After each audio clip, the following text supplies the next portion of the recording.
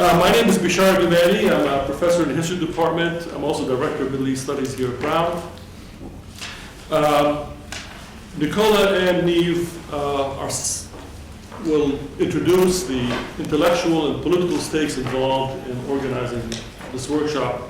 I just only will take a couple of minutes to introduce Middle East Studies and say something about how it relates to this workshop, relates to the kind of work we do here at Middle East Studies. So we've been trying to build a new kind of Middle East Studies here at Brown that is agenda, not legacy driven. We sort of eschew the hothouse structures of Oriental and area studies models by organizing our work around themes, which are powered by partnerships across regions and across units in the campus and beyond, and driven by signature research initiatives that tap into Brown's tradition of engaged scholarship, especially. The idea is just to integrate Middle East Studies into the DNA of intellectual life at Brown, and to perhaps put forward some sort of a model for the 21st century that doesn't throw out the baby with the bathwater. So some of our themes include displacement and partition, Islamic humanities, arts and social change, and so on. And some of our signature initiatives are new directions in Palestinian studies, digital Islamic humanities, and so on. You can find out more on our website. Now, this conference for me, or workshop, closed workshop, embodies the best of what we're trying to do. And the Middle East, in many ways, is very, or has been very productive of international humanitarian law for a long time, not least because of the major historical forces at work in terms of displacement, starting in the late 19th century on through the 20th century. And not only because the end of the Cold War and the beginning of the Gulf War was also a pivotal moment in terms of international humanitarian law, but also because of this longest ongoing settler colonial conflict in Palestine-Israel, which has also been extremely productive of international humanitarian law. And when it comes to urban warfare and the question of human shielding, the Middle East is not the only place by any shot, but it's also a major arena for these kinds of things. So the kinds of people that Nicola and Neve have brought here and the kinds of issues that are on the table are amazing to me. And I hope that you will enjoy this conference as much as many of us will. So Nicola will, by the way, we have a tradition here in Middle East Studies. We don't do introductions. We don't waste our time on that. There's always paperwork right next to you that introduces who these people are and so on and so forth. We just get right down to business. So Nicola will introduce the conference. So, welcome everybody. I'm going to introduce a little bit the conference, and then we're going to start with the 4 sessions. We are thrilled that so many people took time off from their busy schedules and joined us for what we hope will be an exciting day. And we're honored to have speakers from different backgrounds interrogate and debate with us the question of human shielding. Before beginning it, we would like to thank various institutions and people, the Watson Institute, for hosting us in this beautiful space and for supporting this workshop with a generous collaboration grant. Bishar Gumani, Director of Middle East Studies, for having encouraged us to organize this workshop and for co-submitting the grant proposal with me. The Middle East Studies program for providing us with very generous funding, which made this event possible, and Barbara Oberketter for her terrific organizational support. So, some of you may have followed the conflicting reports about the recent US airstrike on the Doctors Without Borders hospital in Kunduz, Afghanistan, which took place on October 3. 22 patients and hospital staff were killed in the attack, which the head of Doctors Without Borders characterized as an act of precise destruction, prompting the International Humanitarian Organization to ask for an independent investigation into the incident. Initially, President Obama apologized to the doctors' group claiming that the bombing of the medical facility was a mistake, an errant bomb that unintentionally hit the hospital. But when Doctors Without Borders protested, stating that just 3 days earlier it had passed the hospital's GPS coordinates to NATO forces, that in the midst of the attack it had called US military officials to advise them that the hospital was being hit and placed and pleaded with them to stop, and that the hospital was repeatedly and precisely hit during each aerial raid and for almost 30 minutes, while the rest of the compound was left mostly untouched, a different narrative began to emerge. While MSF suspended its activities in Kunduz following the attack, the media began revealing new details about the US strikes. According to an Associated Press article, I quote, American Special Operations analysts were scrutinizing the MSF hospital days before it was destroyed because they believed it was used by a Pakistani operative to coordinate Taliban activity. The analysts knew it was a medical facility and had assembled a dossier that included maps with the hospital circled. The intelligence suggested the hospital was being used as a Taliban command and control center and may have housed heavy weapons. End quote. After the attack, the article continues, some US analysts assessed that the strike had been justified and concluded that the Pakistani believed to have been with the ISI had been killed. Meanwhile, the Afghan defense minister justified the attack, claiming that the Taliban had used MSF's medical facility to assault US and Afghan forces. So immediately after the strike against MSF, the Afghan Independent Human Rights Commission released a report in which it accuses the Taliban of using public buildings and residential areas where civilians live, while claiming that spreading the war to residential areas is considered utilization of human shields in the international humanitarian laws. Hence, the fog of war does not seem to have been the reason behind the attack. The media, the Afghan government, and even human rights organizations active in the Afghan battlefield confirmed that the hospital was targeted intentionally, and that the rationalization for this attack has to do with the Taliban politics of human shielding.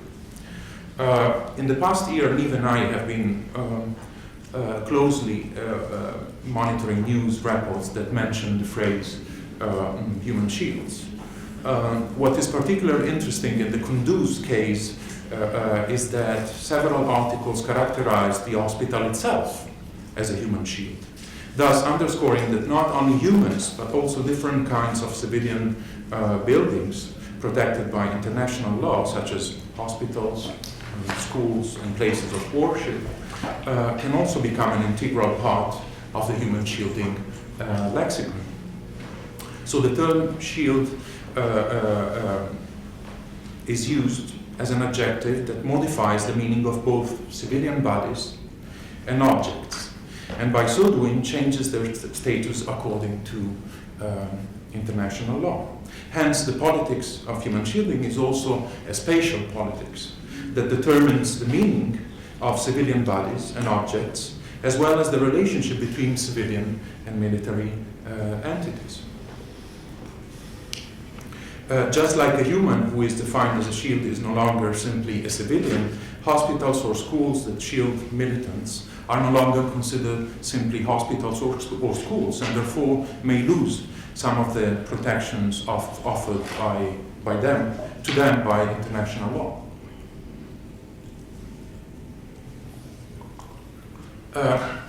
One of the questions that arises from the brief description of the attack on the MSF hospital in Kunduz is who is responsible for and has the power to distinguish between a civilian and a human shield, between a hospital and a shielding hospital. Equally important is how is this distinction carried out? What kind of political, legal, and technological mechanisms are used to produce a distinction? The recently released drone papers suggest that the US intelligence is dependent to a great extent on electronic signals, and that the drones often target SIM cards rather than people. Equipped with a simulated cell tower called Gilgamesh, a drone can force a target's phone to lock onto it and subsequently use the phone signals to triangulate the person's location. Accordingly, the distinction between a militant and a civilian might be determined by a certain algorithm of phone calls. If Jack and Jane are considered terrorists and they frequently call me, the algorithm might suggest that I'm a terrorist too. To be sure, other electronic signals need to corroborate this by cross-checking. For example, my phone calls with my emails, but if the signals substantiate the suspicion and I'm in the MSF hospital in Kunduz, or my cell phone is in the hospital, then is this sufficient to transform the hospital into a shield? One of the issues we think is vital to understand is how distinction is performed. How, in other words, does the apparatus of distinction function? So during the past few years, we have witnessed an exponential proliferation of the phrase human shields in the media. To be sure, the vast majority of the articles use human shields to describe a military strategy deployed by non-Western militants from Boko Haram to Daesh to Hamas and the PKK. The overall tenor of these articles is that human shielding is a weapon of the weak. One of the questions we might examine today is whether human shielding is primarily the weapon of the weak, or might it also be the weapon of the strong. This is part of a debate that recently appeared in Just Security in relation to the publication of the Law of War Manual by the US Department of Defense, and the appearance of a human shielding clause in the manual. In his contribution to the debate, Charlie Dunlop assumes that human shielding is indeed the weapon of the weak. Human shields are used by the weak to blur the distinction between civilians and combatants in order to deter liberal armies from attacking military targets. Dunlop maintains that the new Law of War Manual includes all the necessary precautions for protecting civilians used as shields by enemy combatants, while also discouraging the enemy of deploying involuntary human shields. In our contribution to the Just Security debate, Niamh and I, by contrast, argued that the sudden appearance of a human shielding clause in the 2015 US Law of War Manual is part of a significant transformation of the phrase human shields.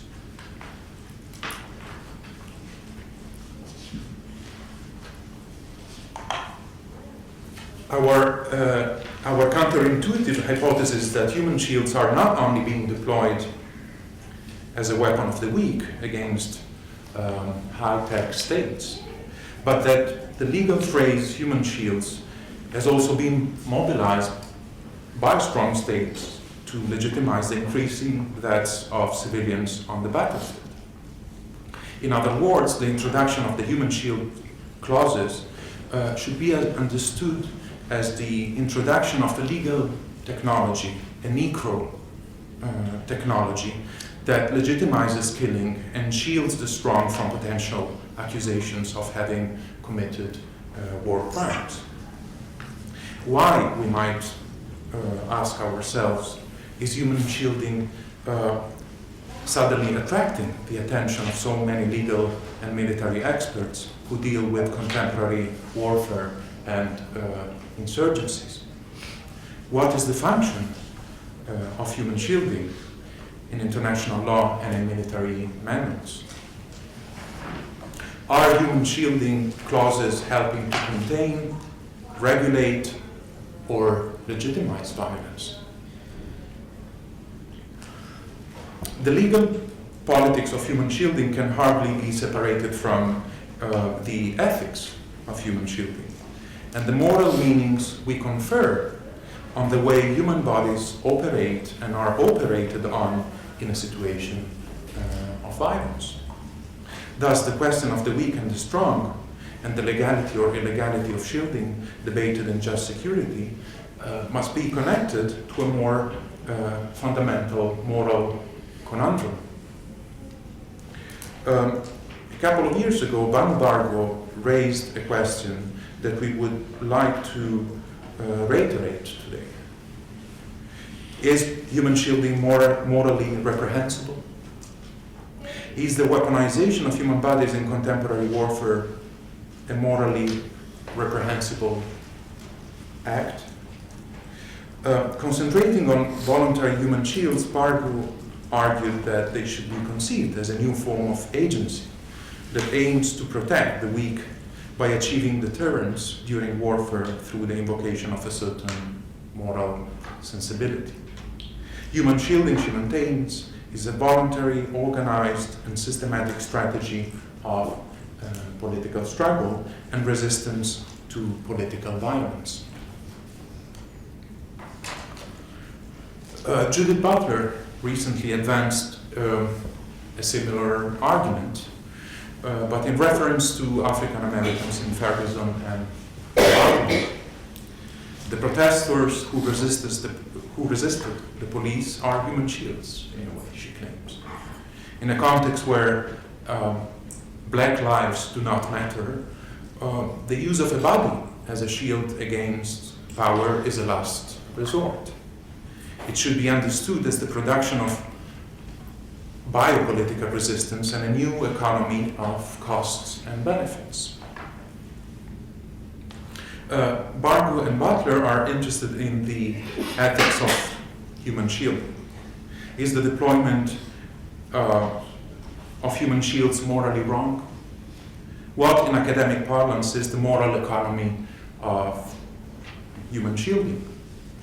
Is human shielding part of a political computation of costs and benefits and an attempt to delegitimize security forces and subvert international law, whereby weak non-state actors try to force state militaries to inflict high civilian casualties in order to shame them and accuse them of being immoral? Or is human shielding the weapon through which power preserves the asymmetry of certain conflicts? So this raises other issues we hope to grapple with today. Is human shielding the manifestation of the incapacity of certain populations or political groups to understand universal moral norms? Or is human shielding unavoidable within this historical moment where, for many people, human life is increasingly reduced to keeping alive? Again, we're thrilled to have all of you with us today and want to thank you again for making the time to join us. And let's start our conversation with the first panel. Thank you.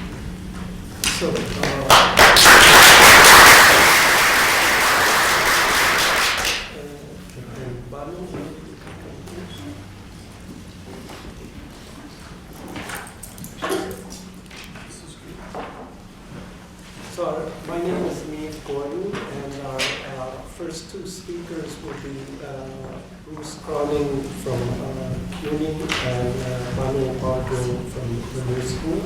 Each speaker will speak between 25 and 30 minutes, which will give us ample time for Q&A.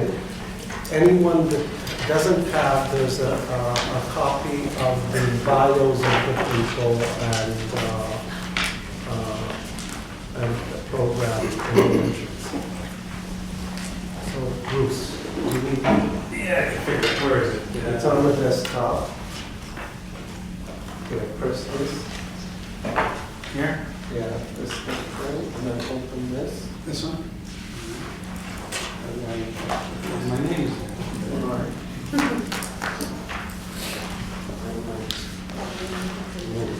Yeah.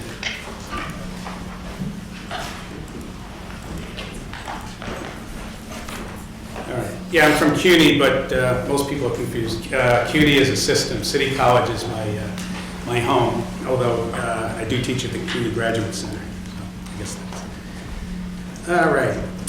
Okay, so today I'm going to be talking about the human shields in the context of asymmetric conflicts. I did submit a paper. Did it get distributed? Or? Okay, so I'm assuming most of you read it, so I'll just go over the main points. And kind of the start of this is the idea of commingling combatants with civilians or civilian objects. And when that's done within the context, particularly of asymmetric conflicts, it's viewed as a form of human shielding. Analysts who study the practice argue that weaker parties to a conflict employ the tactic to protect their fighters, their limited military resources, and they're trying to discourage them from launching attacks that can result in significant civilian casualties. So they're trying to influence targeting decisions and other kinds of aggressive attacks. At the same time, as I think our colleague had mentioned, stronger parties do sometimes exploit the use of or the presence of civilians near particular targets to the extent that they will launch attacks against economic and political targets, knowing in advance that there'll be collateral damage and that the attacks or the collateral damage will be legal because of the presence of combatants. Unlike the previous report, I'm not arguing that this is a common strategy. Rather, what I'm going to argue is that the strategies that are employed by advanced technological states inevitably require them to launch attacks in particular areas. And in fact, my argument is that, let's start here. What do we got? A question then here is, who is primarily responsible for minimizing civilian casualties during asymmetric conflicts when the weaker force is embedded in populated areas? This isn't I'm not asking a moral or ethical question. My area is international law and political scientist. I study human rights, so I'm looking at more from a political perspective. Certainly ethical and moral questions come up, but that's not what my primary concern is. Okay, so just to summarize the argument, I'm arguing that the attacking state holds the primary responsibility, and I use the word primary. Obviously, responsibility is held by the combatants who are embedded within civilian areas, but the primary responsibility for minimizing civilian casualties, I say minimizing, there'll always be some form of collateral damage, but the idea of minimizing it belongs to the attacking state. And I'm going to be arguing that there's something I call the asymmetry of position, which enables the stronger party to take greater precaution in determining the time and circumstances of attack, and that the stronger state actually creates the very conditions that lead to commingling. So the idea that the commingling is being used by the weaker party, in part it's because the stronger state has defined the area where they're located as a battlefield, in which case it's automatically then becomes commingled, even if that wasn't necessarily the intent. I'm not focusing, well, we'll talk about that. Okay, so the way I'm going to present is, first I want to talk about asymmetrical conflict and this idea of concealment warfare. Major Reynolds had used this term, concealment warfare, which argues that it's a strategy often of weaker parties to conceal themselves within civilian areas. And my question here is, what is it about asymmetrical conflict that encourages this behavior? And so I'm going to spend a little time looking at that. Then I'm going to look at what's been called proximity human shields, which is concealment warfare or the embedding of combatants within civilian areas, and look at how that's employed in asymmetrical conflict. And then I'm going to end by discussing the various responsibilities that both parties have. Okay, these things go to sleep easily. Okay, so let's start. How does asymmetry encourage the practice of commingling military assets with civilian objects? The first thing is we're going to look at asymmetric warfare. Now, according to a large number of people who study asymmetric warfare, there are at least 5 different types of asymmetry. And when I'm talking about asymmetry, we're talking about a condition of considerable inequality. Now, all warfare, to some degree, is asymmetric. I'm not the only one who said that. That's kind of a common used term. No two adversaries are equal in all cases, and all have advantages and disadvantages. All parties try to exploit their advantages, exploit the disadvantages of the adversary. So if you want to talk about asymmetrical conflicts, you just can't talk about difference. There has to be some qualitative significance to it. And kind of a metaphor I would use in terms of how do you know when you've reached that qualitative significance. If you boil water to 99 degrees centigrade, you end up with very hot water. Each time you add heat, it gets hotter and hotter. Add one more degree, when it reaches 100 degrees centigrade, the water is transformed into steam. So in a sense, you're no longer talking about the same thing. And that's what I'm trying to develop here with asymmetrical conflict. If all conflicts, to some degree, have asymmetry in them, then why do we discuss asymmetrical conflict? And why are human shields employed in these things called asymmetrical conflicts? And to do that, it's first necessary to build an argument that asymmetrical conflicts are qualitatively different, that the asymmetry between the parties is something that's qualitative, not just in terms of numbers. So the first one we're looking at are there conflicts in which these wide disparities exist between belligerents. The level of asymmetry must reflect disparities that are qualitatively significant. Yeah, I mentioned that. Now, the source of these disparities and the implications that flow from this, I'm arguing, can best explain both the practice of commingling and the responsibilities that follow from the parties. So, in looking at the forms of asymmetry, the one that most people are most familiar with are asymmetries of power and resources. You can look at materials such as personnel, weapons, financing, equipment, but also how they're applied, power projection, range, precision, command and control, training, intelligence. So all these things are material in the sense of what the adversaries possess. Now, what makes it qualitative in terms of asymmetries of power? So it has to be of such enormity that the weaker party is, in a sense, incapable of defending itself or even directly confronting the adversary, not only with no chance of victory, but in some cases, no chance of survival. So the asymmetry is such that one party will survive and will prevail, the other party has virtually no chance.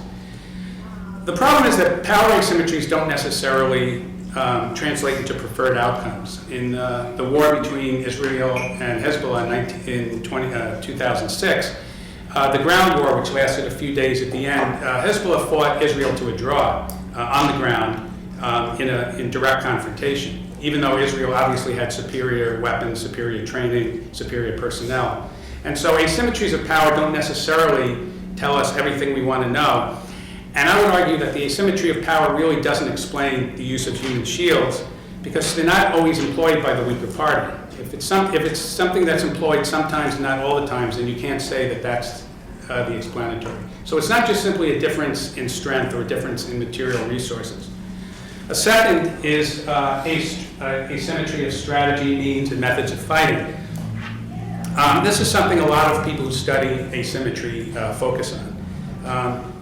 You could say to some degree that these asymmetries are derivative of power relations or power and resources. Stronger parties usually aim for quick, decisive victories through the use of overwhelming force. Weaker belligerents usually favor longer, drawn-out wars of attrition, and they try to avoid direct confrontation in the open battlefield. So from the perspective of the stronger party, an asymmetry of strategy occurs when the adversary employs means and methods that depart from traditional force-on-force, which favors the stronger. For this reason, if you do read a lot of the writings, both from military officials and from political leaders, they equate asymmetry, in a sense, with guerrilla warfare. That is, insurgencies, guerrilla warfare, which rely on stealth, ambush, small mobile groups, rather than direct confrontation of weapons and people. The strategy of guerrilla warfare of most insurgencies is to integrate the political with the military. So in the sense of guerrilla warfare, the insurgents are embedded within the communities. And I'm going to get to this point later on. They're embedded in the communities not so much because they're trying to use the communities as shields, but because this is where they live. And if you study guerrilla warfare, and a lot of you have, This is the basic strategy, is to integrate the communities in with the fight. At the same time, the use of human shields is not intrinsic to guerrilla warfare. If you study guerrilla campaigns, there's a number of really good articles. Max Boot wrote a book on guerrilla warfare. Most of the time, guerrilla warfare or insurgencies don't use human shields. Sometimes they do, sometimes they don't. So if it's a sometimes, then it's not the asymmetry in means that accounts for the use of human shields, because they're not always used. So if it's used sometimes, you say, well, when it's not being used, then there must be something else going on. A third that's discussed is the legal status of the combatants. Michael Gross, who's written a number of books and articles, argues that an asymmetry of legal status occurs when there's at least one non-state actor. They have a lack of legal standing. They don't have diplomatic recognition. Only states have recognition diplomatically. And so they can avoid the responsibilities and restrictions that are held by states. They don't sign treaties. They're not party to agreements of other kinds. The problem conceptually with this state-non-state dichotomy is several. First of all, it lumps all non-state groups together. Non-state groups include everything from organized groups that resemble regular armies, such as the Taliban, to groups that are organized along tribal, national, ethnic, clan, or religious lines, most loosely. So it does important to make a distinction between those who operate as a coherent military force and those who are much more loosely organized into cells. Traditionally, under international law and diplomatic practice, non-state actors didn't have any status. They were considered bandits, not combatants. The first sets of Geneva Conventions from 1948 and then expanded in the 77 protocols changed that. By giving non-state actors combatant status, there are four characteristics in order to become a combatant. You have to be part of a centralized military organization with a chain of command. You have to wear some kind of fixed insignia, recognizable from a distance. You have to carry your arms openly, and you have to agree to abide by the laws and customs of war. The 77 protocols kind of loosened the third requirement, recognizing that guerrillas are not going to be walking down Main Street holding up their guns, waiting for helicopter gunships to pick them off. They have to carry their arms openly when preparing or engaging in an attack. It's one of the reasons why the United States didn't sign the protocols. It objected to that particular provision. Although I should say that the United States and Israel, which both didn't sign the protocols, if you read the military manuals, have incorporated 90% of what's in the treaties into their own manuals, which, if you study customary law, is evidence that they accept these rules, except for the one about not carrying your arms openly at that time. This criteria also, I should say, makes a very sharp distinction between combatants and terrorists. And this is important because a lot of the literature I read just uses the word terrorists a lot. And we're in an era when the adversaries are considered terrorists. They used to be considered criminals and bandits. Combatants and terrorists are very different. Combatants can only exist in the context of an armed conflict. Terrorists are not engaged in military conflict. They try to spread fear and disorder, not to achieve any military gain, but in order to coerce the adversary by hitting them in their vulnerable points, but not through military action. So what we're talking about here, or at least I'm talking about, are armed conflicts. I'm not talking about acts of terrorism or police actions or law enforcement actions, or even when the military is used to go after terrorists. I'm talking about what has been declared to be an armed conflict. In the case of the United States, two presidents, Bush and Obama, both declared the conflict with Al-Qaeda to be an armed conflict. Whether you agree with that or not, that's enough to set all these rules into motion. Okay, and the last one, the organization of the belligerents. The organization of the belligerents has to do with what kinds of military forces they employ. The last one, though, I want to get to is moral standing or values. Normally, I wouldn't even take this seriously, but there are too many writings about this. What are the moral disparity? Basically, the writers achieve or attribute nobler attributes to forces representing what they call a just cause and legitimate means for fighting. For some, it's structural, for others, it's cultural. The structural argues that the belligerents who, in an asymmetric conflict, will use means that are illegal and immoral, and they do that because that's what the weak use in the battles against the strong. But actually, there's a lot more literature coming both from military and political leaders that argue it's cultural. Buffalo, who wrote an excellent article, otherwise, just a quote, "Asymmetric enemies use tactics of terror and horrific images. No atrocity is beyond the enemy's capability. And the distinction between civilians and combatants is a Western value not shared by non-Western societies."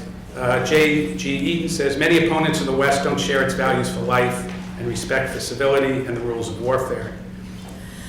As I said, normally I wouldn't take this seriously, partially because if we study even our recent history, this idea of distinction, first of all, is universally accepted, at least among different societies, but also the 20th century was all about Western societies not making the distinction. Whether you're dealing with the 20 or 30 million killed in World War I, the 50 or 60 million killed in World War II, about 40% of whom were civilians, whether you're talking about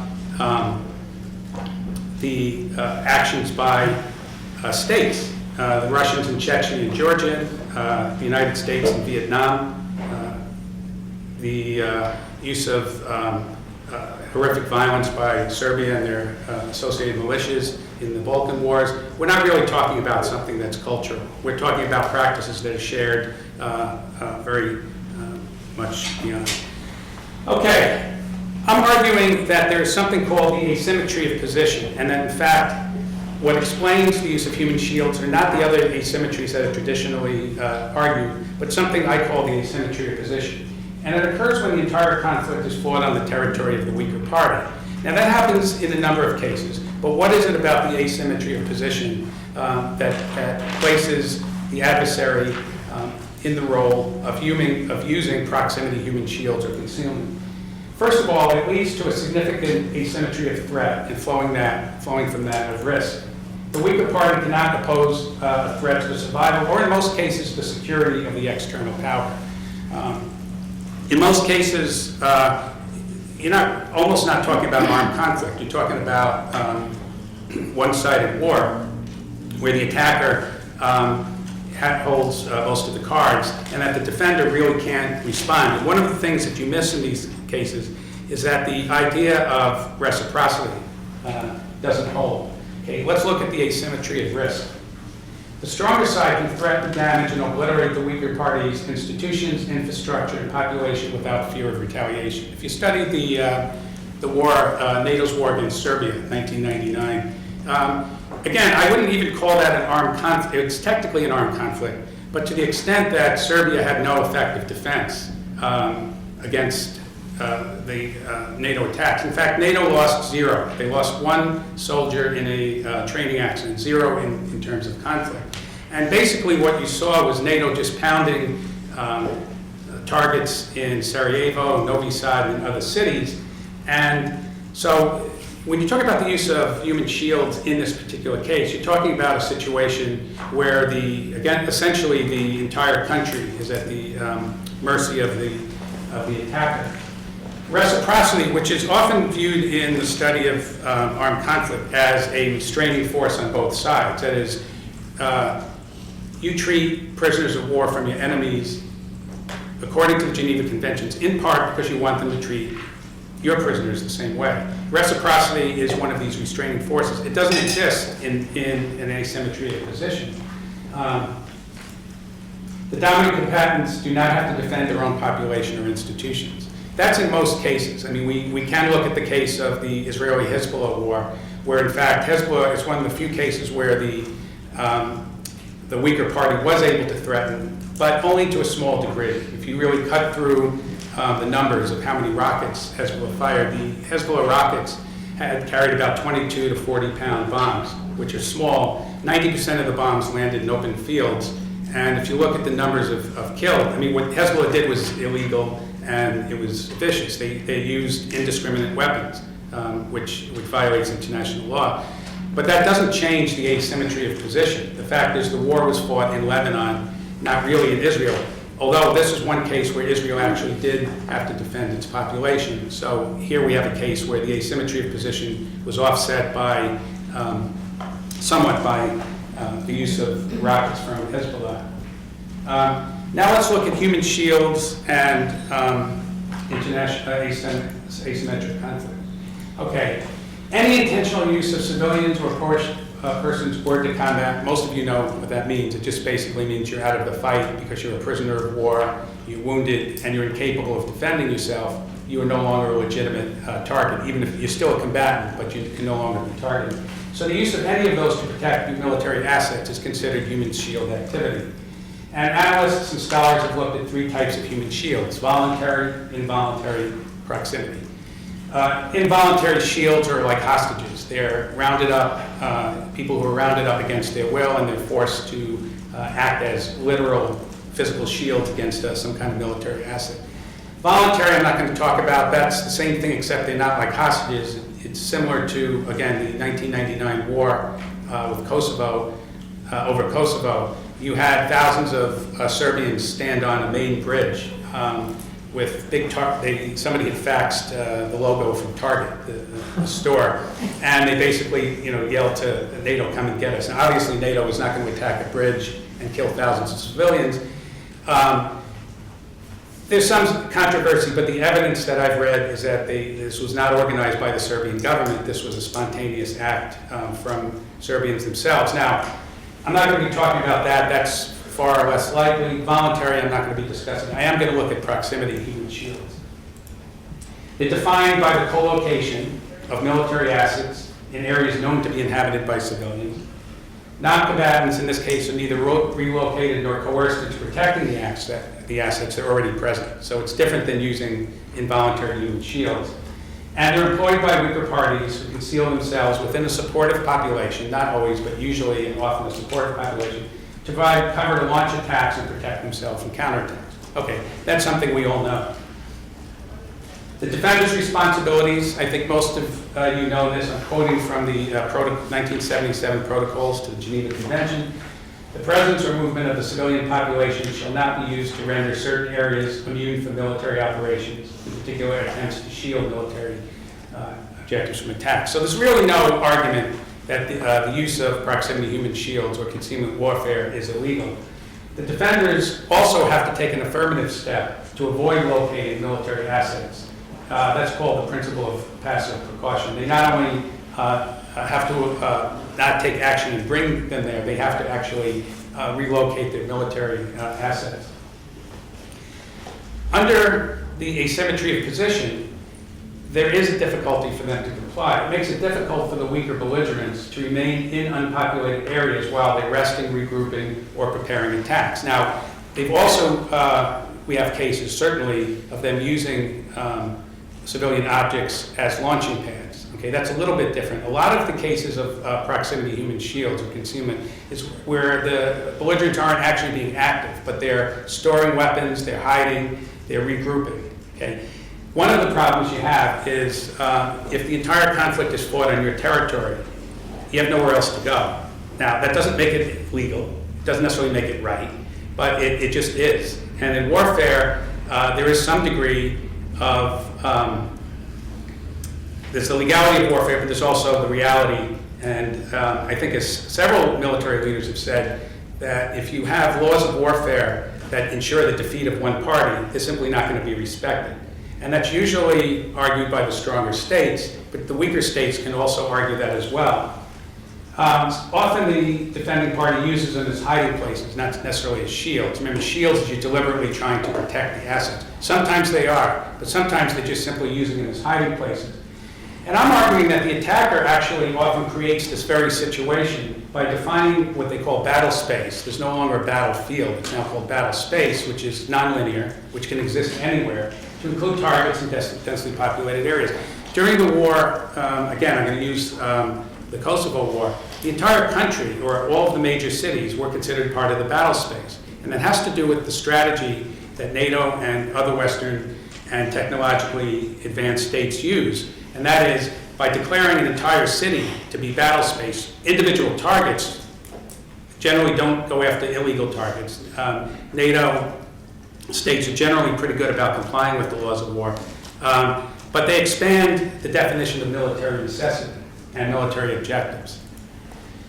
Contemporary strategy eschewed the traditional military objectives of eroding the enemy's military forces. Okay, so you say, well, modern warfare is high-tech. It's takes into account how warfare has changed. So now they go after all the elements of national power: economic, military, political, and information. The term that's used is effects-based targeting. That is, they're not looking at the object itself, but the effect that it produces.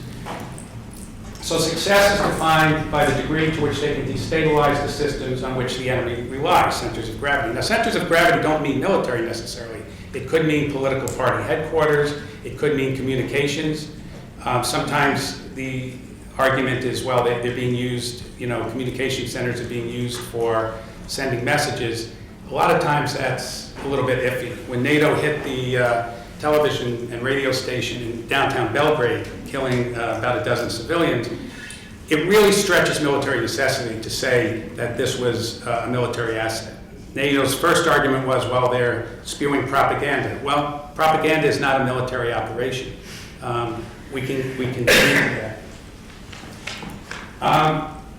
Attackers target the buildings, economic assets, political institutions, and infrastructure of the adversary supporters, most of which are located in areas densely populated by civilians. Yeah, 5 minutes? Yeah, no problem.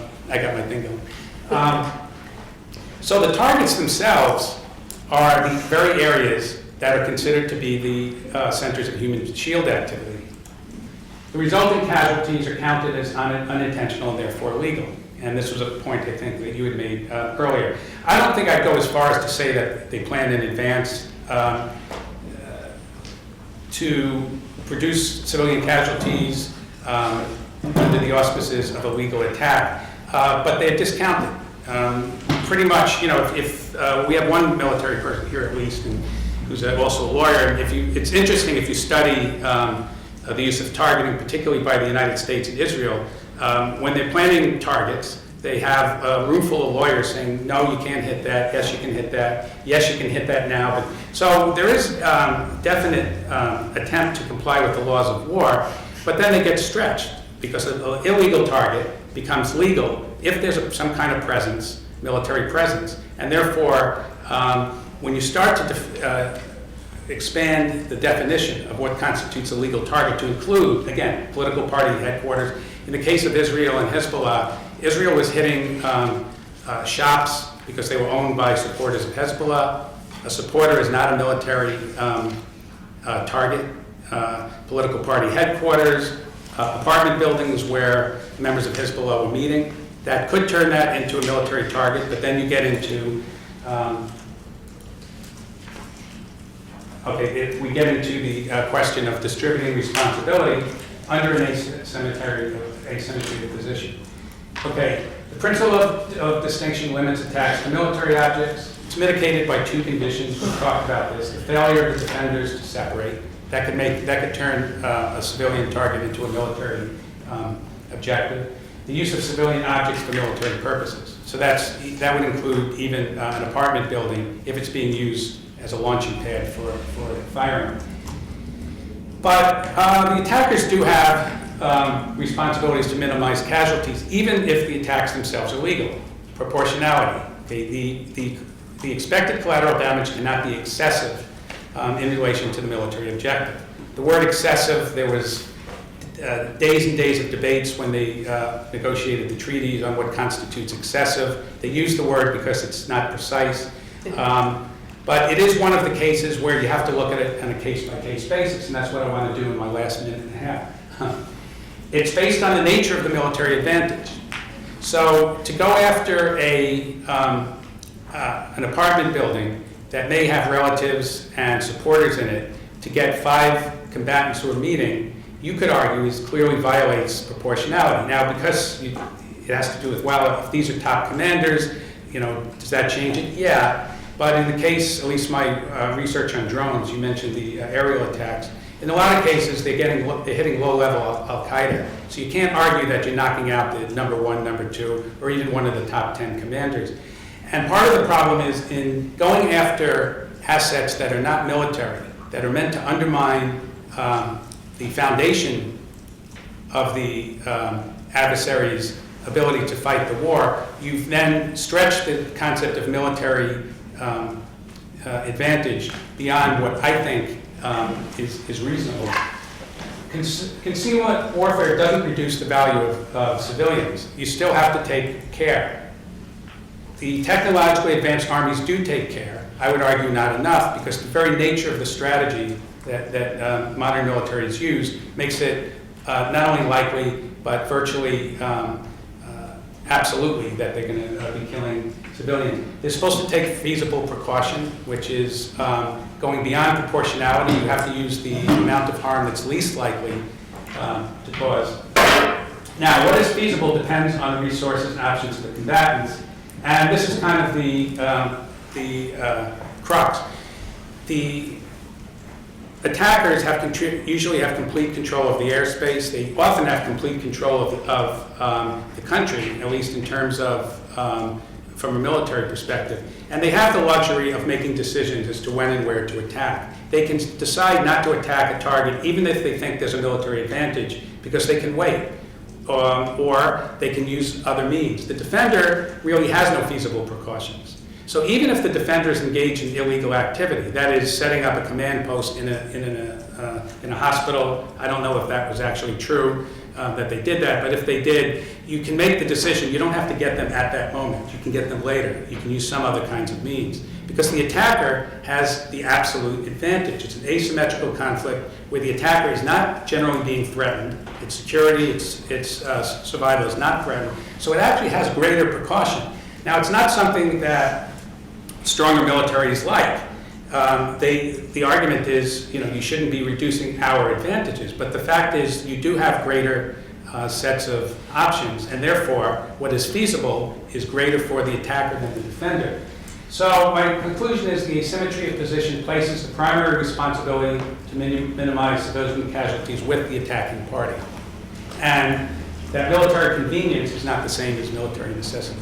I went over by, I think, 2 minutes. Sorry. Thank you so much.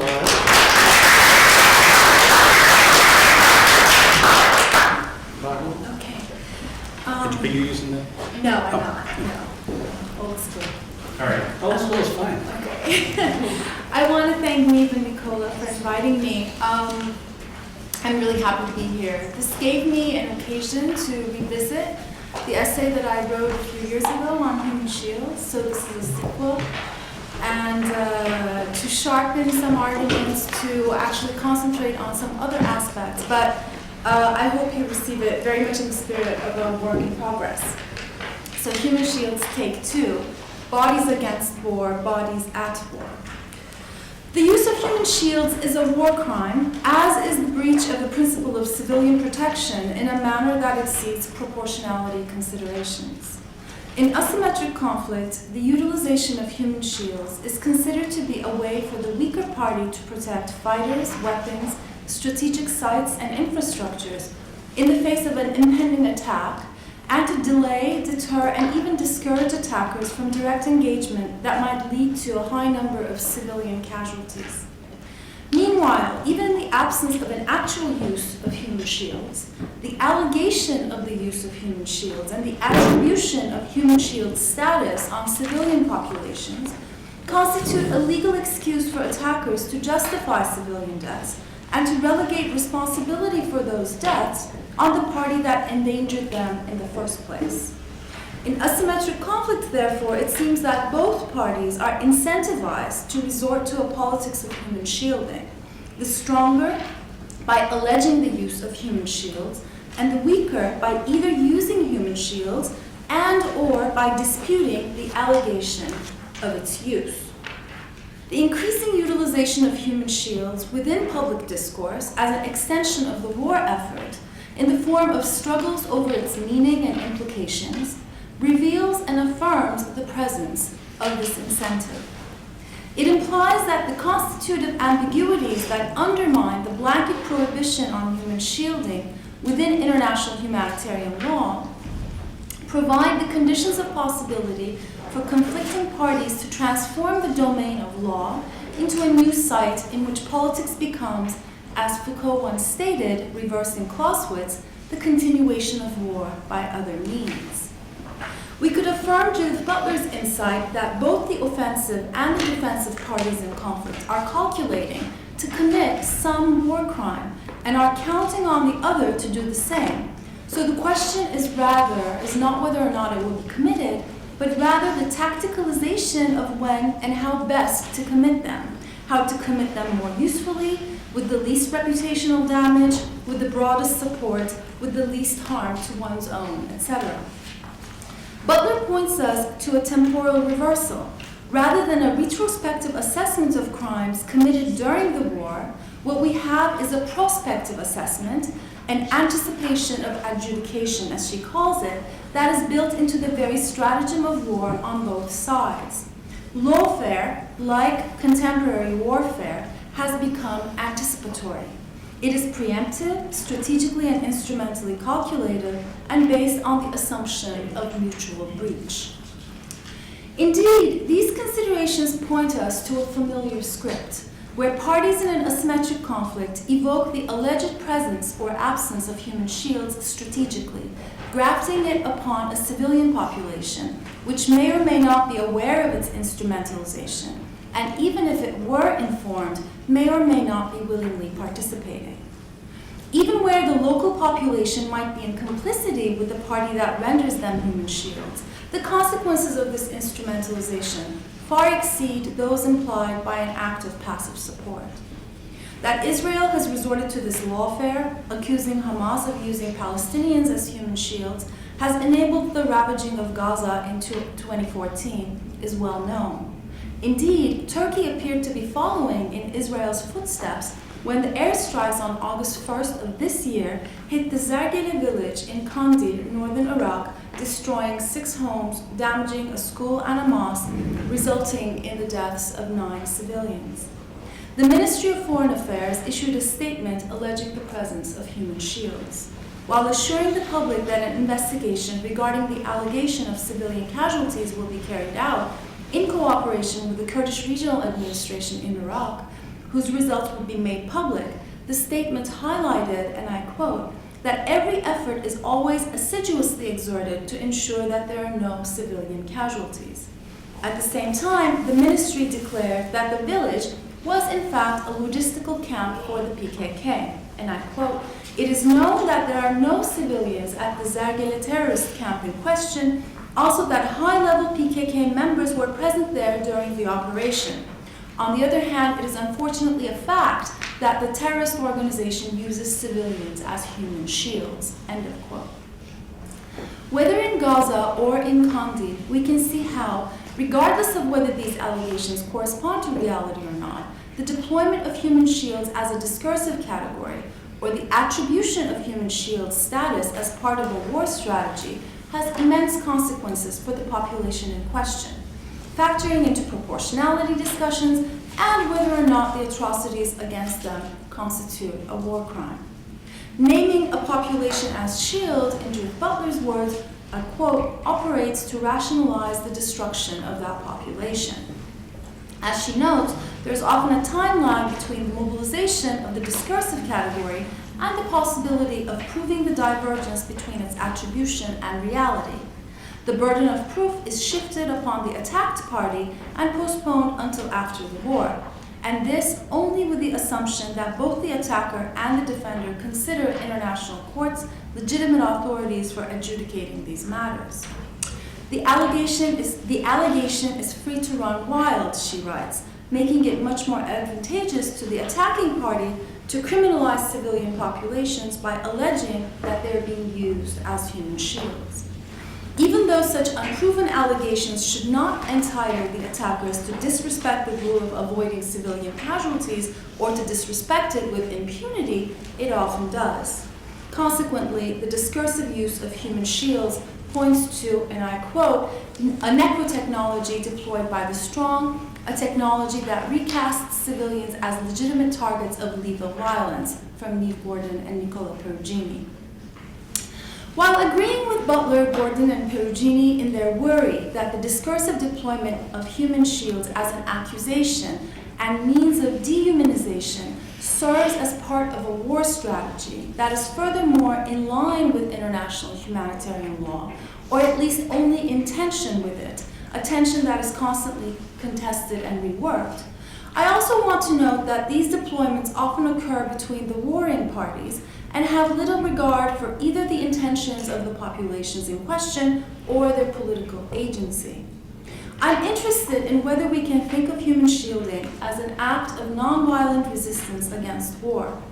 Human shielding as a voluntary, collectively organized, and systematic strategy of political struggle, one in which the intensified presence of bodies that are inserted into conflict zones is mobilized to make a critical intervention into the present.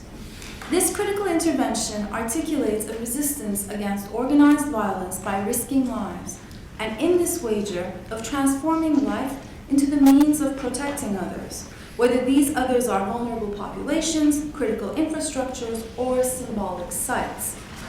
Human shielding, thus understood, can be considered part of the venerable tradition of civil disobedience, even while it continues to take part in war as a counter-performance that is nonetheless situated in its midst. Not a weapon of the weak, nor a weapon of the strong, but a weapon of nonviolent struggle. So, in contrast to the accusatory or defensive deployment of largely involuntary or proximity human shielding, voluntary human shielding is not a well-scripted repertoire of political action. Not only is its emergence relatively new, but it is also highly uncertain in its effects. Take, for example, the recent instances of human shielding in the context of the Kurdish struggle for recognition in Turkey. With the breakdown of the peace process earlier this summer, Turkey has been steadily devolving into armed conflict, once again. On the one hand, reminiscent of the 1990s, the Turkish state has declared localized states of emergency called temporary security zones, delineating entire areas as combat zones to which civilian access is highly restricted. In response, groups of civilians have attempted to breach these security zones, intercepting the gendarme and installing themselves between the Kurdish and Turkish forces. These human shields, often in groups of 25-30 individuals, have been arrested, often with charges of aiding and abetting terrorist organizations and interfering with security forces, obstructing them from fulfilling their duty. Among these activists, perhaps it is well known, was the well-publicized case of Dutch journalist Friederike Gerdink, who was subsequently deported, further tarnishing Turkey's record with respect to journalists. On the other hand, the governor of Diyarbakir, a southeastern province, explicitly cited the possibility that the PKK and its supporters may carry out human shielding action in order to increase civilian casualties, protect fighters, and justify itself internationally. To my knowledge, this was the first time a state official in Turkey justified preventive emergency measures and the suspension of liberties with the goal of averting the use of human shielding as a form of struggle that made the state look bad. By drawing attention to civilian casualties, even purposefully increasing them, human shields appealed to an international audience and put on display the security operations of the state as indiscriminate, unlawful, and illegitimate acts of violence toward the civilian population. Other instances of human shielding from September of this year draw attention to still different effects that are entailed by these actions. In these cases, with the news of a security operation in progress, groups of citizens left their neighborhoods to walk to conflict zones in the rural and mountainous areas. However, their stated goal was not only to stop the violence by inserting themselves between the two parties, but also to stop the demolition of cemeteries dedicated to PKK fighters who are revered by the local population as martyrs. In an especially evocative and poignant move, activists mobilized their lives as shields to protect graves from the physical destruction of the security forces, who argued that the graves were being used to shield ammunition, thereby justifying their demolition by bulldozers. The deployment of human shielding, not only in the service of protection as shield, but also to counter the symbolic intrusion into the imaginary of national liberation and the necropolitical profanation of its sacred values, suggests that more than simply an instrumentalization of lives is at stake in this protest. Much more work needs to be done to fully explore human shielding as a practice of resistance. Here, I would only like to highlight some of its prominent features, which are also situated with contradictions. Perhaps we should begin by noting that the deep asymmetries in warfare, which involve a certain irregularization that destabilizes the boundaries between civilian and combatant, provide the conditions of possibility of non-state actors to take a place in the theater of war. However, while the deployment of human shielding by a non-state party is based on taking advantage of the mutability and transitivity of the civilian and the combatant, for voluntary human shielding, the same transitivity works against the action. This is because in challenging the hegemonic construction of the civilian as a passive victim of violence, and here I have in mind Kinsella's work in History of Political Thought, by espousing an active and dissident role, human shields expose themselves as always already in excess of the civilian. While they are not combatants, the legal space to code their practice as... Raise your voice, I'm sorry. It's okay. The legal space to code their practice as participation in hostilities exists, which therefore makes them more vulnerable to violence as they are potentially excluded from proportionality considerations. At the same time, because they take part in an unequal battle between an established and recognized state sovereignty and a proto-sovereign insurgency, they run the risk of being enlisted to the support of the latter struggle and criminalized for their involvement in it.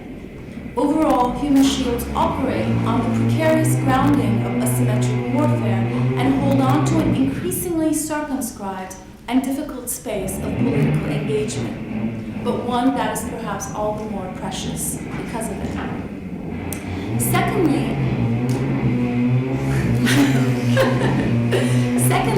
the biopolitical nature of contemporary warfare should also be underscored as a factor in shaping the strengths and limitations of human shielding. With the transformations in state sovereignty that have securitized its practices beyond the classical idioms of rule, there has also been a significant shift in war-making practices, its purposes and techniques, as well as its justifications.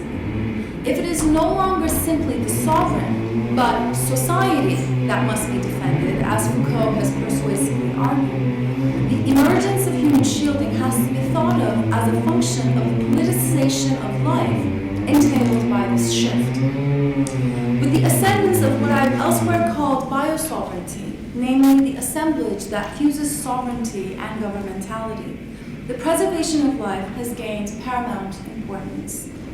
As survival has been exalted over the political significance of life, it has also been coupled with security and prosperity. Here we have a hegemonic form of the politicization of life, which defines citizenship on grounds of vulnerability, and whose dominant concern, therefore, is well-being and its administration.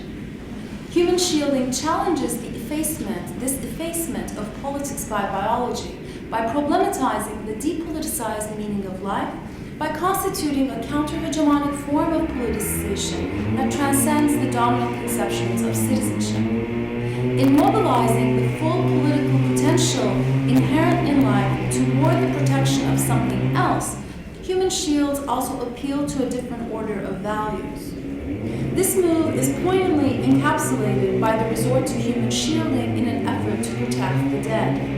Surely, the strategic choice of the site, cemeteries, is embedded within a context in which profoundly symbolic acts of violence are mobilized in the service of psychological warfare, including the mutilation and dismemberment of dead bodies, their denuding and display, the delays in clearing the passage of bodies across state borders, etc. However, at work here is a conscious reversal of the relative worth of life and death, even if this reversal is not indiscriminate. The act of human shielding in this context suggests that martyrdom, representing a politicized life and death, triumphs over life. Third and related is the question of the kind of subjectivity involved in these protests.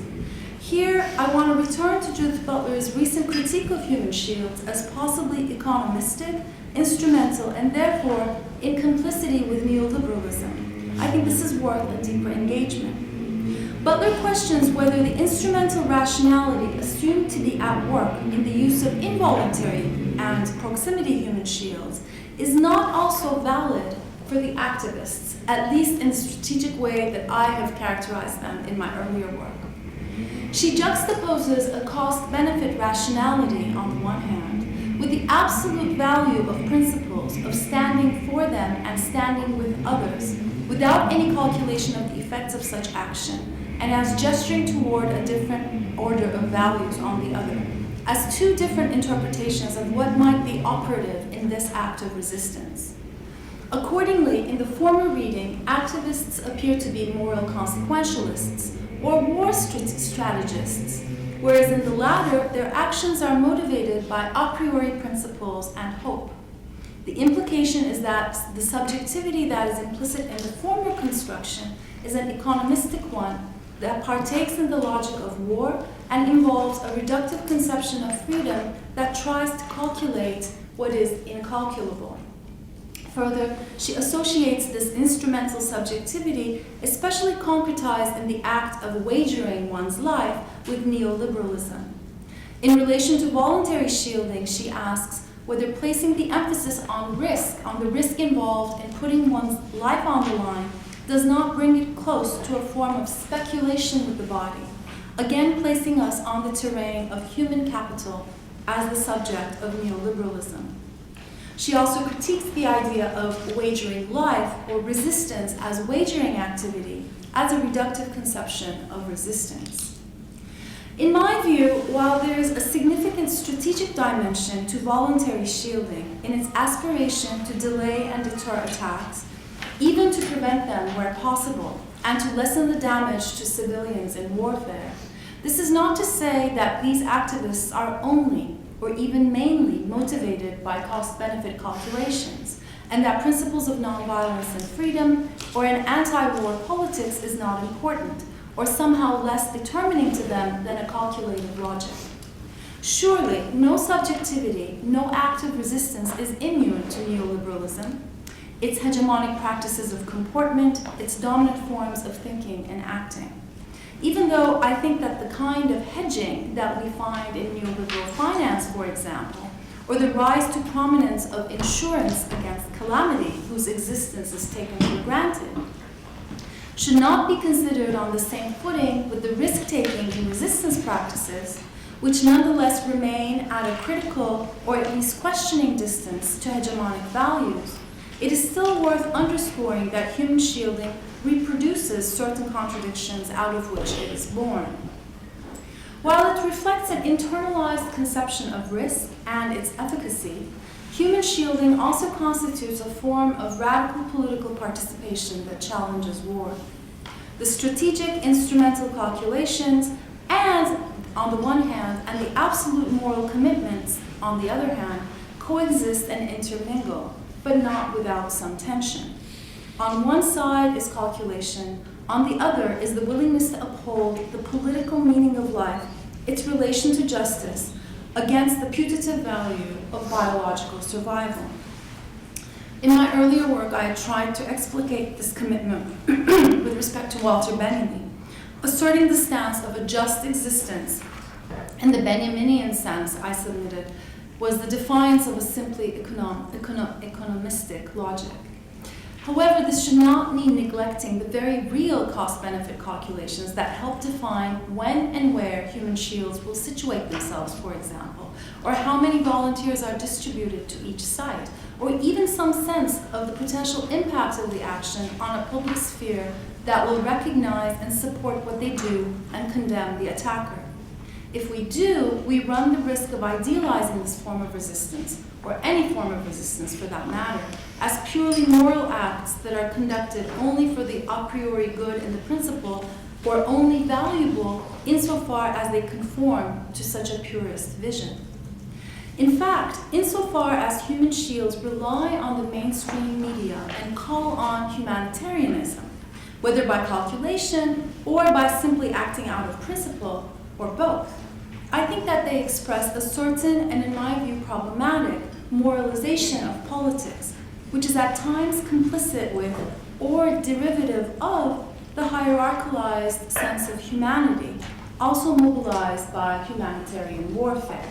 The whole R2P discourse can be considered in this context.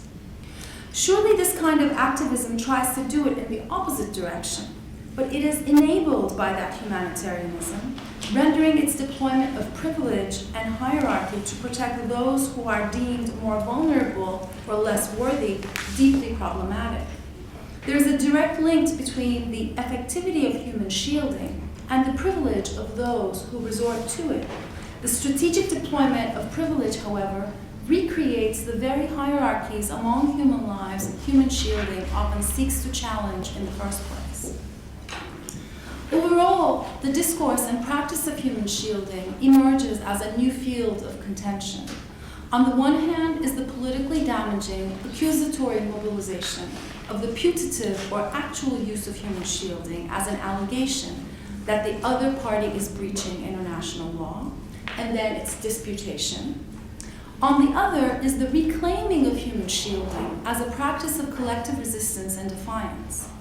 While these practices are fraught with contention and burdened by the hegemonic influence of powerful states that have a certain immunity vis-à-vis international law, it is precisely for that reason that asserting these theoretical and factual distinctions, forming them into a counter-discourse, appropriating and reclaiming human shielding as resistance, and mobilizing it against the false attributions can help us reoccupy some of the fraught definitional sites of war.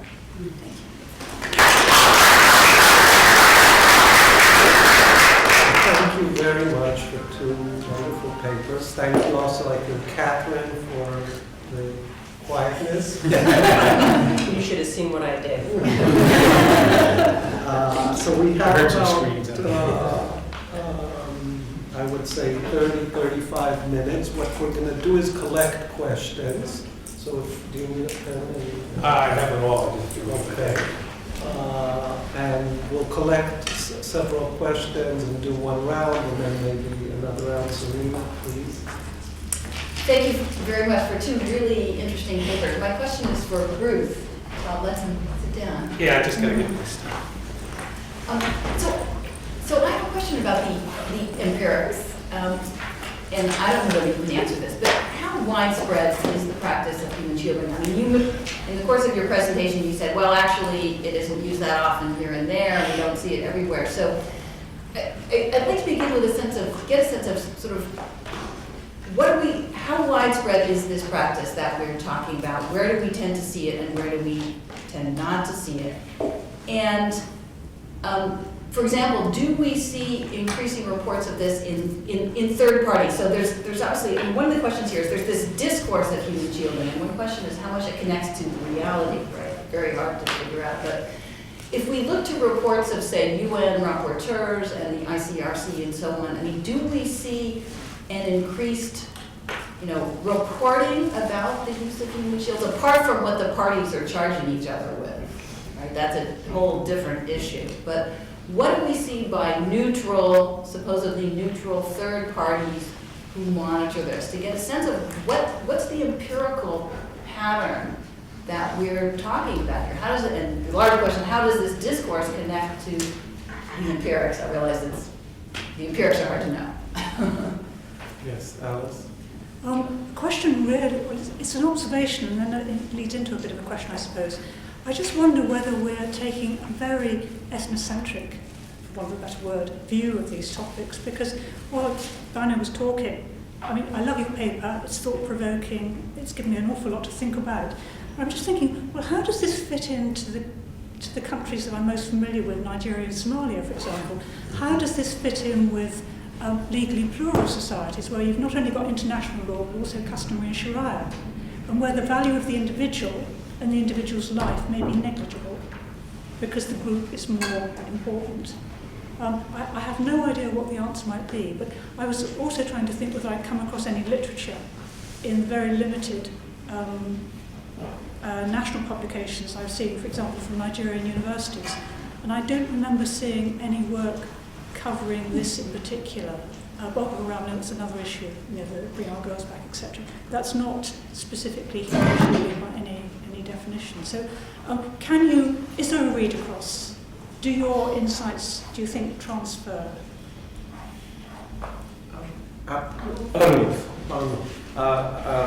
Thanks for the papers. I thought it was fascinating how they dialogue, or maybe they don't, so that's my question.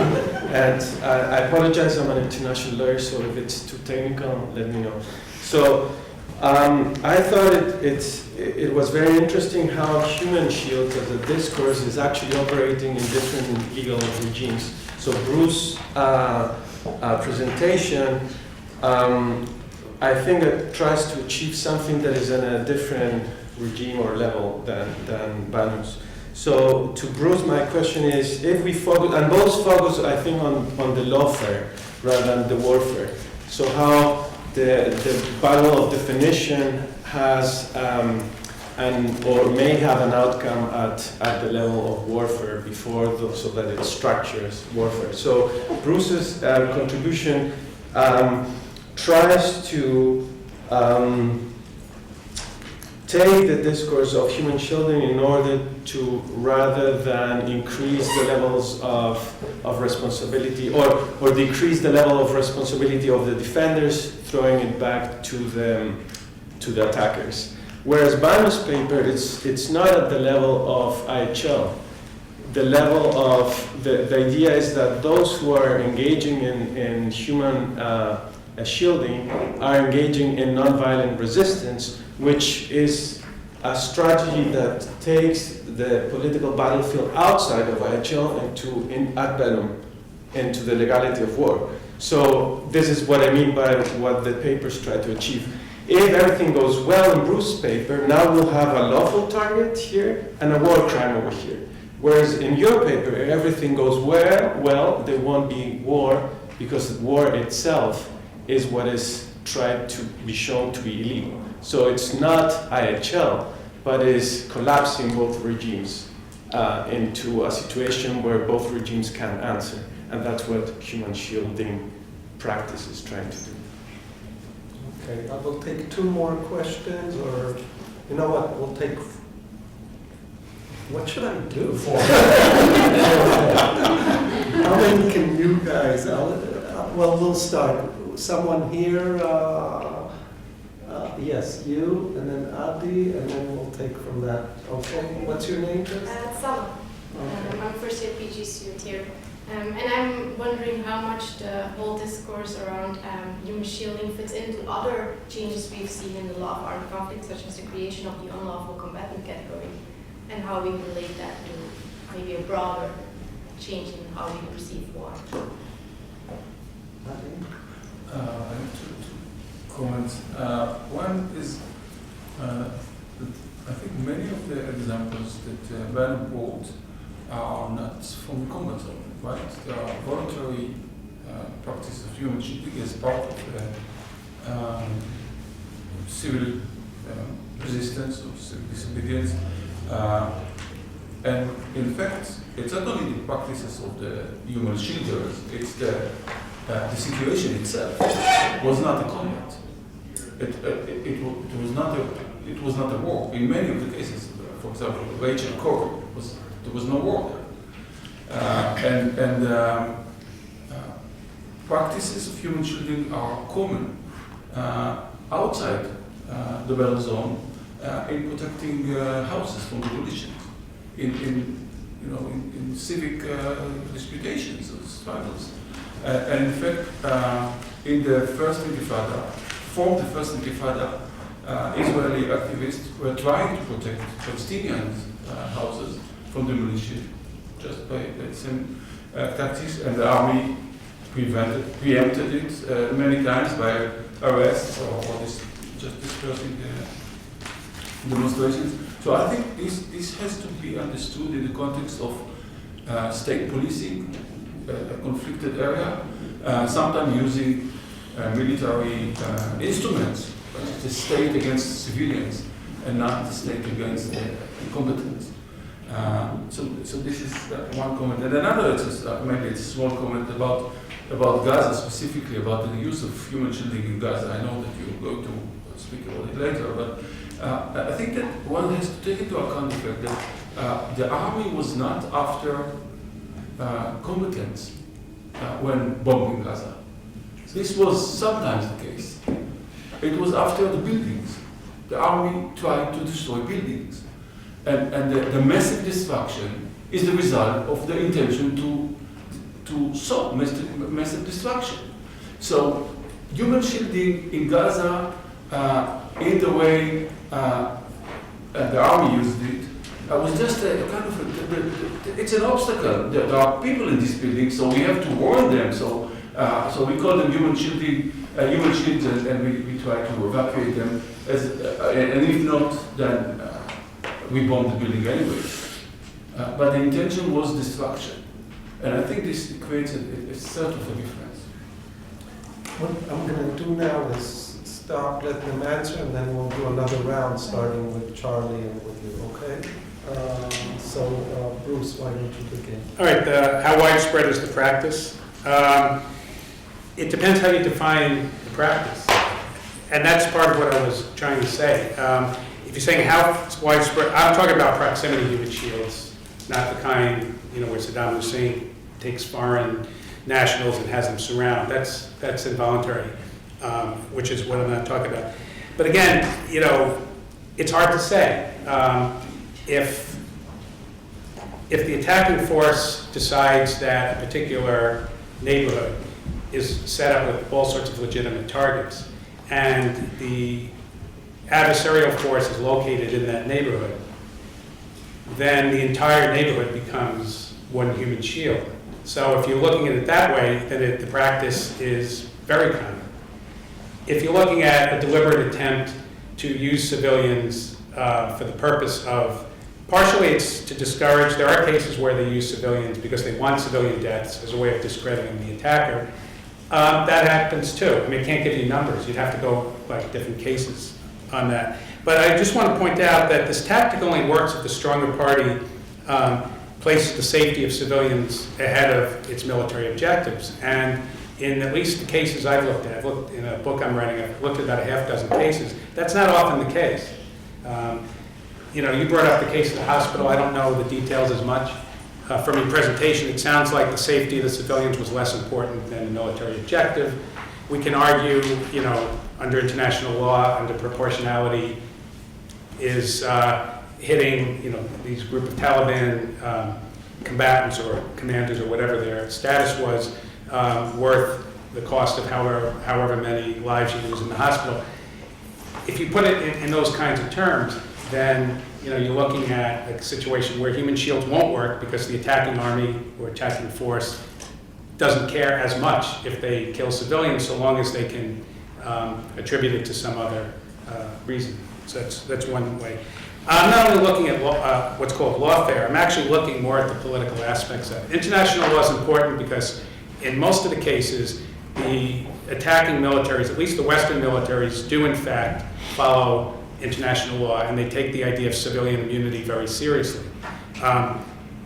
Unfortunately, from my perspective, the practice and the military strategy is such that it stretches this concept of military necessity. The strategy itself is automatically going to put civilians at risk. And again, is it a justifiable risk? It sort of depends on your perspective. But the project I'm working on, I got pulled into this because I was invited, which is looking at collateral damage. It's considerable. And you have to look at it and say, okay, if it's running as high as 30 or 40% in certain conflicts, and the average number of civilian deaths, the average percentage over the last 300 years, according to this pretty comprehensive study, is around 40%, then the amount of collateral damage is not that much less. It is less than than deliberate attacks, and it's more legal than deliberate attacks, but the outcome is not that much different. In some cases, the number of civilian deaths is much lower, but in other cases, like you mentioned Gaza, it was somewhere around 60–70% of the deaths were civilian. Now, we can argue with the Israeli Defense Forces about whether is that a civilian, is that a combatant. I mean, I have to go with the judgments from Amnesty International, Human Rights Watch, Middle East Watch, the NGOs that don't have an interest in the outcome of the conflict. And so I go with their figures and their definitions. Part of what I'm arguing, when you getting back to the lawfare versus warfare, just because something is possible, it doesn't mean it's good policy. I mean, clearly, a number of technologically advanced states have the ability to target something or someone or an object anywhere at any time. I mean, the drones is kind of the most modern, most contemporary aspect of that, but it can also be done through satellites, and it's also done through visual with aircrafts. But just because it's possible to launch these kinds of attacks into civilian areas, going after, targeting military, but knowing there will be collateral damage doesn't mean it's good policy. I just want to mention one thing about unlawful combatant. There's been so much written on it, I don't need to add much to it. It's probably one of the most abused concepts, at least coming out of the second Bush administration, which is the fact that under international law, there are combatants and there's civilians. Unlawful combatant is not a legitimate category. Now, to the extent that a civilian directly participates in the fight, they're still civilians, but they lose their immunity. Okay. They're called unlawful combatants. Traditionally, usually with spies. You know, you were dressed in a suit, you were spying. So you really have to look at the individual circumstances. And here, I didn't get into this, but there is a whole debate over the concept of direct participation. Clearly, if you're driving a truck full of weapons, you are directly participating in hostilities.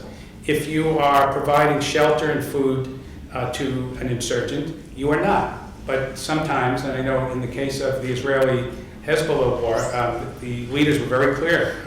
This one statement from the defense minister was, everybody in southern Lebanon we consider to be a terrorist, because we told people to leave, and if they didn't leave, they're all there.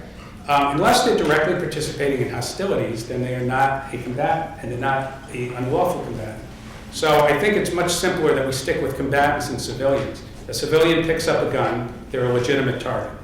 But if a civilian is providing shelter or growing food or a member of a political party, I mean, you hit a political party headquarters, do you really want to open that up? Does that mean then that Congress is a legitimate target because Congress votes for the funds for the war? Traditionally, no. I mean, if you're not a combatant, then you're a civilian. And if it's not a civilian object, if it's not a military objective, it's a civilian object, yeah. But so that's the interesting aspect. If you are not willing to create a third category, so human shield is not into the picture.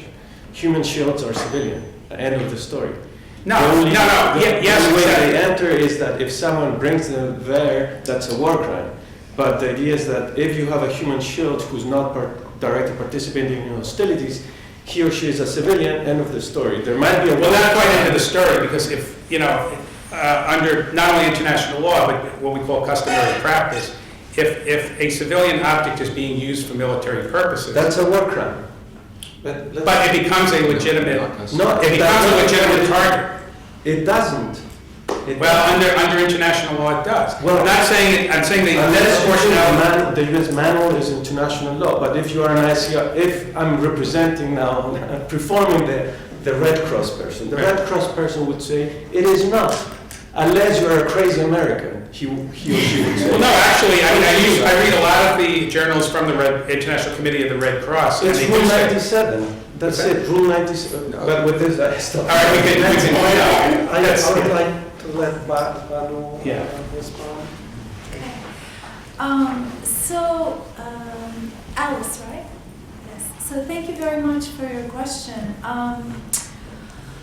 Now, I have to confess that I have not studied either Nigeria or Somalia as possible cases. And I'm not sure that voluntary human shielding is being practiced there. So, so I'm going to try to answer the broader question of whether these insights can be transferred from one side to another. My focus has been generally the Balkans and the Middle East, where this very new form of agency, as I want to identify it, has emerged. I want to be very clear that this is a relatively new and limited form of political practice. It's not pervasive, but the idea is that even though in a particular context,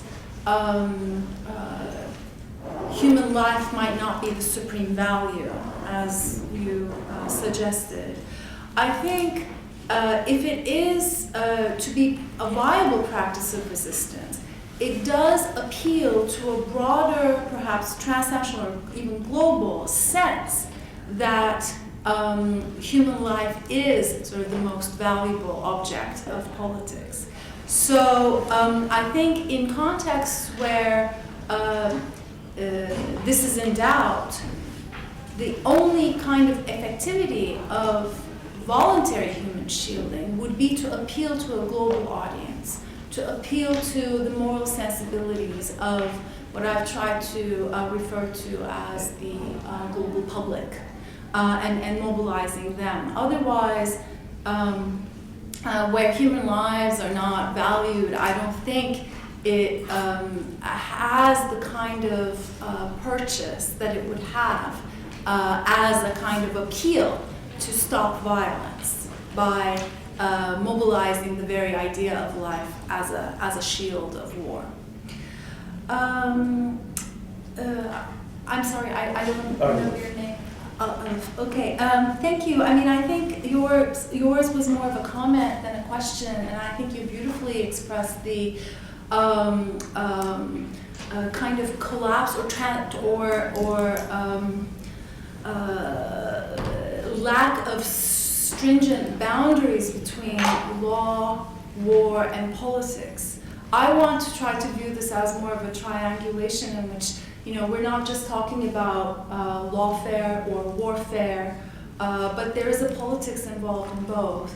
I want to really take the politics in the politics of human shielding very seriously, and to be able to grasp this very fleeting moment that is opened up by the resort to human shielding as a practice of resistance, as a way that really brings together and challenges the boundaries between law and war and politics.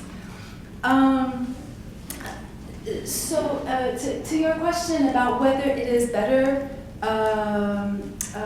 to look at whether it's a problematic move to say that the human shielding examples that I've drawn from come from conflict zones, and whether it is not better, if I understood it correctly, to look at it as a police action of states. I guess maybe one of the other contested terrains is how we define conflict zones, or the distinction between war and police action. Either in the Turkish-Kurdish conflict or in Israel-Palestine, I think policing increasingly resembles warfare, or warfare increasingly resembles policing. And I think that indistinguishability allows for a space of looking at human shielding as participating in this zone, this force field that is defined by conflict, by armed conflict, armed violence, and is yet not bound completely to a nation-state framework, let's say, of civil disobedience, that allows for a transnationalization of that space. And in fact, it's quite interesting that in some of the cases, for example, the Human Shields Initiative right before the Iraq War in 2003, that a lot of the people that went there to act as human shields were from various different nationalities. So perhaps another implication of this practice can be considered the way in which it opens up the boundaries of citizenship to a more global sense of involvement. Let's take another round. There's a lot. Do you want to ask before you leave? You won't be able to say. I won't be able to stay for the answer, unfortunately, because I'm Okay. chairing a meeting. Sorry. But I will find another opportunity. So let's, Michal, Charlie, Lisa, start with you, okay? Thank you. So this is a question about human shielding as a practice of resistance. And specifically, so I understand that it's a paradoxical practice, but I'm worried not only that it is inconsistent in the sense that it both assumes the morality of the attacker and denies it at the same time, right? This is a good attacker, he's not going to kill me because I'm a civilian. But then it's a bad attacker and I'm resisting. So not only is it inconsistent, I wonder if it's even counterproductive in the sense that it would act to vindicate the attacker as a moral attacker. So isn't this type of practice of human shielding just a way to restore the morality of the attacker rather than resist it, rather than challenge it? So just maybe not such a useful way of thinking about it. I just think that the concept is fascinating and I really want to agree. So, thank you.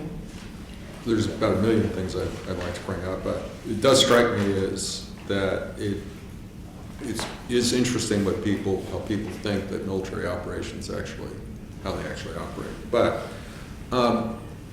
very fascinating paper, and I think that maybe it's not that other non-Western cultures don't value life. They do. It's just that they may value the collective, the group, over individual rights. And I would invite your attention to Michael Ignatieff's wonderful book. I think it's called Warrior's Honor, where he spells this out, and it's a lot based on the Somalia experiences. But having said that, to follow up on our colleague's question, are you concerned, say, if a small group of neo-Nazis was trying to resist the German state, which, as you may know, crushes any resurgence of Nazism and tries to, and you validate human shields under that circumstance, are you concerned at all about the unraveling of international humanitarian law generally? In other words, if human shields are good in some circumstances, then where does that take us strategically? And Bruce, really great presentation, really found it interesting. I wonder if you would agree that that may be sui generis, which has very much to do with the peculiar history of Israel and the establishment of the State of Israel, the Holocaust and so forth, and the way they conduct themselves, because I've always thought it did, but I'd be interested in your comments. And is there a risk in our discussion of human shields if we conflate generally the precautions against attacks involving civilians with human shielding, especially as you defined it, where they're deliberately, either voluntarily or involuntarily being used? Because I think that the discussions may be different. So, Actually, my question or comments follow on Charlie Dunlap's points about the unraveling of IHL and whether or not Israel is sui generis. Well, probably more specific to Bruce, but Bana, you made a passing reference about the way in which in the bombing of the Turkish village, the Turkish commander invokes the Israeli General Eisenkot, who basically narrates the Dahiya Doctrine, which is, in a sense, an explicit effort to legalize, certain what we regarded as fundamental violations of IHL in terms of proportionality and distinction. So my question, maybe more for Bruce, is, in particular since it's coming out of the motivation of Nicola and Niamh to organize this, is the specific way in which Israel has sort of repurposed the concept of human shielding to argue what you describe as the proximity narration, which means then that proximity, and then along with the sort of redefinition through state practice of legitimate military targets and the sort of legal capacity to disregard civilian casualties, whether that is sui generis, and then of course we see other countries more recently following in this as, you know, the practice would be, or is there some way in which that explicit particular thing of making an argument legitimizing attacks on civilians, is that something that really comes out only in the 21st century, starting with the kind of Dahia Doctrine? I'll be talking about that in my paper as well. And the other thing I was just going to say, since your work on, your very recent now work on human shielding is coming out of your larger work on collateral damage, if you might have a few things to say about what you're thinking now about this kind of proximity rhetoric for human shielding. You know, how it relates or is distinguished from the kind of rhetoric of collateral damage from drone strikes, since drones are particularly, you know, sold to their, you know, respective audiences as precise and surgical, and the battlefields being kill boxes that are mobile with the targets. I mean, in some sense, drones are, and the collateral damage that might result from drone strikes is distinct from the kind of total war approach that Israel has used in Lebanon in 2006 and in Gaza and several subsequent attacks. So 3 minutes each one, maybe Barbara will begin this time. Okay. And let's try to limit it to 3 minutes so we can have some coffee and cake. Okay, great. I'll be brief. So, Michael, is human shielding as a practice of resistance inconsistent? Does it assume the morality of the attacker at the same time as it is challenging or denying it? I doubt that there's an assumption of the morality of the attacker. I mean, to say that they are assuming the morality of the attacker is to say that they're not really genuinely putting themselves at risk. They're just going there in order to display their presence, but without risking their lives, thinking that the attacker will be moral and won't harm them. I don't think this is really the case. I mean, a lot of these activists are incredibly dedicated to the peace project, and while nobody wants to die, I don't think that they are not considering that as a possible consequence of their actions. So I think the real emphasis there is to really put on display the hypocrisy of the attacker in terms of its claims to morality and its actual practices on the ground that also include not just the dehumanization of the enemy, but also the criminalization of this kind of dissent. So, I think the intention is different. Is it counterproductive? I don't know. I think it has little effectivity. But I don't think if it's counterproductive, I don't think it's counterproductive on the grounds of counting on the morality of the attacker. Now, the neo-Nazi question, I mean, I think the political project matters. There is a normative commitment to a political project on part of the peace activists that I espouse. I don't think I would sign on to an analysis in which neo-Nazis are installing themselves as human shields. I don't think that would be their political project. I don't think the kind of anti-war sentiment... That's just an illustration that it could No, I understand that, but so I think the normative commitments of the voluntary human shields matters, is what I'm trying to say. One could very interestingly look at, for example, environmental activists who engage in similar kinds of shielding for the protection of trees or animals or certain areas. In that case as well, for example, there is a certain political project that I think appeals to a broader sentiment and has universal moral value. Am I worried about international humanitarian laws unraveling? You are absolutely right, I think, to pinpoint that voluntary human shielding selectively appropriates and tries to even game, in some ways, the rules of international humanitarian law. Does that mean that they contribute to its unraveling? Perhaps, but I think that it's unraveling, or has it ever not unraveled? I mean, there's this continuous lack of enforcement and effectivity when it comes to international humanitarian law. And it's continuously being challenged on the ground by war practices. So I do wonder to what extent these peace activists are the effective force of leading to the unraveling of international humanitarian law.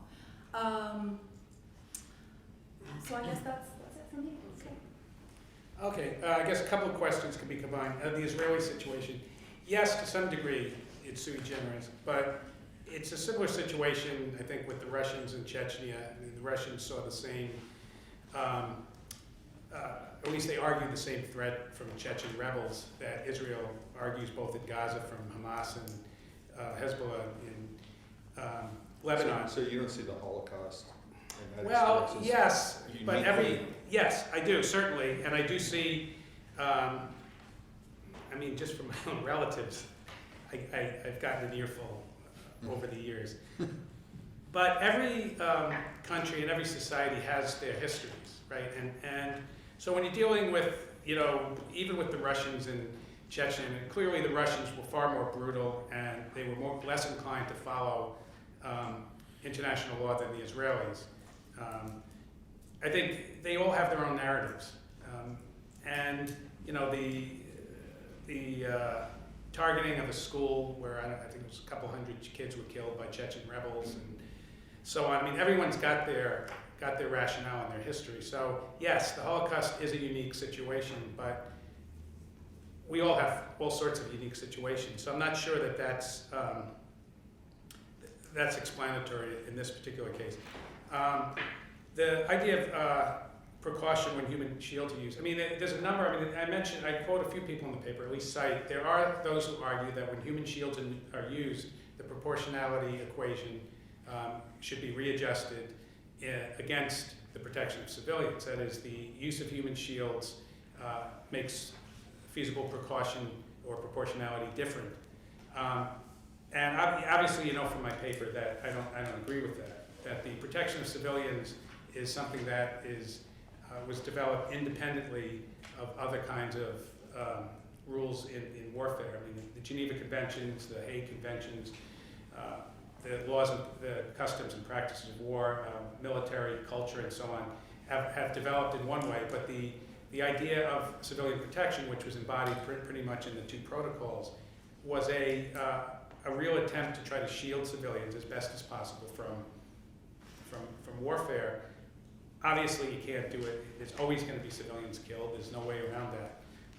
Which makes us look also in terms of, and here's where we get to both the Israeli case and others, the idea of alternatives. Now, the Israeli-Hezbollah war started when Hezbollah breached Israeli, the border, kidnapped 2 Israeli soldiers, and a few people were killed. Now, the normal response, not normal, but the usual response was what we call, retaliation or reprisals. Normally, Israel picks a few Hezbollah targets and hits them.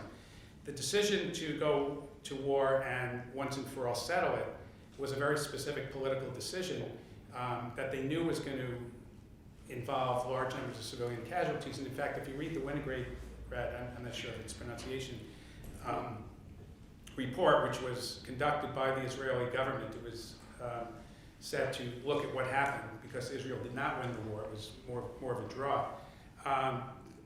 They strongly implied there were alternatives, that going to war when they were ill-prepared in the kinds of circumstances was a bad idea. Now, that's not the military's fault, it's the political leaders. But I wrapped the two together. I'll go more on that. The last thing I'll talk about is the drones. I mean, drones are a tool. Drones in and of themselves are not the problem, although in some ways they are. I mean, drones, you could go after people surgically with snipers. And in some ways, and this gets to who asked about total war.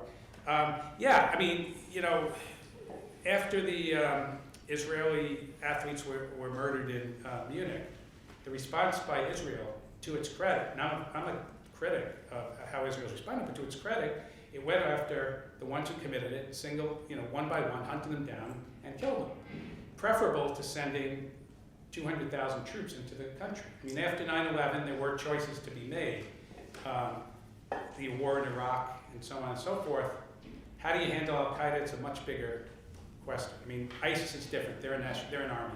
But Al-Qaeda, would it have been better just to simply go after them with special forces one by one, rather than bring an entire country or 2 countries or 3 countries or 4 countries into war?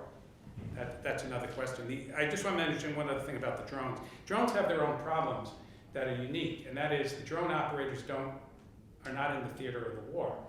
The drones are, and there's so much literature on this, the drones are not effective in terms of intelligence. They gather lots of information, but they're using cameras that are relatively narrow. There are drone operators who are in the United States, and if the CIA is running them in Langley, who have never been to the region before. And if you haven't actually set foot in the region where you're going to war, you're going to make a lot of mistakes. You don't know the culture, you don't know how to identify, how do you identify a wedding party from a caravan of, the term they use is militants, which is not a legal term. They say that in part because of the civilian combatant distinction, right? So drones have their own issues. I don't think that's an effective way. I think drones are actually very effective for surveillance and intelligence gathering, and that's what they were originally designed for. When they became weapons and they started using anti-tank missiles to go after a vehicle, after they decided that there are legitimate targets in there, and they didn't realize that there was a whole group of people there, that's a problem. And so I don't think they're effective in that sense. I think if the choice is to go after them one by one and trying to not, it depends how you view terrorism versus combatants. I would say that is less destructive and probably in the end more effective.